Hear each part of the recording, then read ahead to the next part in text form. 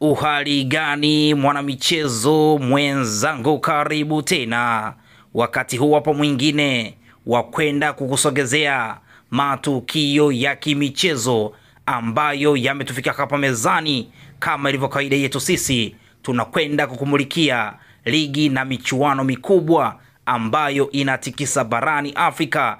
Nazungumzia NBC Premier League Tanzania, tunakwenda kutazama Egypt Premier League huko nchini Misri, huko tukielekea nchini South Africa.